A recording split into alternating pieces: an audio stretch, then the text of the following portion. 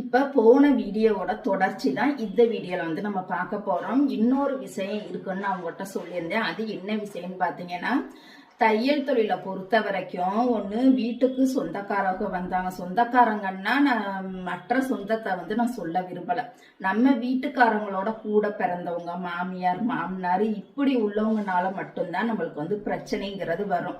இப்போ நம்ம தைக்கிறோம்னா அவங்களுக்கே தெரியும். நல்ல ஹெவியான டெய்லரும் கூட நம்மளுக்கு நிறைய ஆர்டர்ஸ் வருங்கிறதும் தெரியும். ஆனால் தெரிஞ்சுக்கிட்டே வீம்புக்குன்னே வீட்டுக்கு வருவாங்க. அப்போ அந்த டயத்தில் நம்ம அவங்கள கவனிச்சுக்கிட்டு இருப்போமா, இல்லை கஸ்டமருக்கு அப்போதான் அர்ஜென்ட் ஆர்டர்ஸ் நம்ம வாங்கி வச்சிருப்போம். அங்கே கொடுக்கல அப்படின்னா நம்மளுக்கு கெட்ட பேரு. கஸ்டமரை நம்மளால சமாளிக்கவே முடியாது. அவங்க பிளான் பண்ணி நான் இந்த விசேஷத்துக்கு இந்த ட்ரெஸ் போடணும், அதுக்கு இந்த ட்ரெஸ் போடணும். இப்ப எல்லாம் ஒரு விசேஷம்னு எடுத்துக்கிட்டா எல்லாருமே செட் சாரி மாதிரி கட்டிக்கிறாங்க.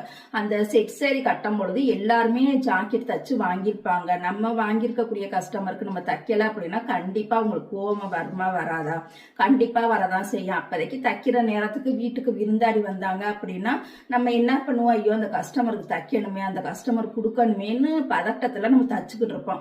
அந்த நேரத்துல விருந்தாடி வந்துகிட்டு எனக்கும் பொண்டாட்டி காப்பி போட்டு கொடுக்கல, சாப்பாடு போட்டு கொடுக்கல, தண்ணி மொந்து கொடுக்கல இப்படின்னு வர்றவங்க வீட்டுக்காரவங்கள்ட்ட பத்த வச்சுட்டு சண்டையை மூட்டிட்டு போயிடுவாங்க. இது எந்த சொந்தக்காரங்கன்னு பாத்தீங்கன்னா மற்ற சொந்தக்காரங்களை நான் சொல்ல விரும்பல.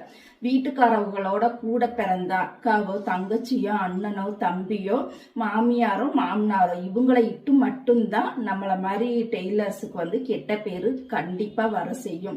ஏன்னா இந்த இதுல நானும் அனுபவப்பட்டிருக்கேன். எங்க மாமியார்லாம் பாத்தீங்கன்னா எங்க வீட்டுக்கு வந்தாங்கன்னா புடிச்சு வச்ச பிள்ளையார் மாதிரியே ஒரே இடத்துலயே ஊருக்கு போற வரைக்கும் உட்கார்ந்தே இருப்பாங்க, அசைய மாட்டாங்க.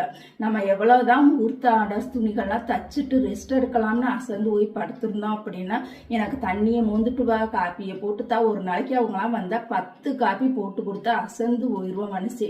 அந்த அளவுக்கு நான் ரொம்ப கஷ்டப்பட்டிருக்கேன்.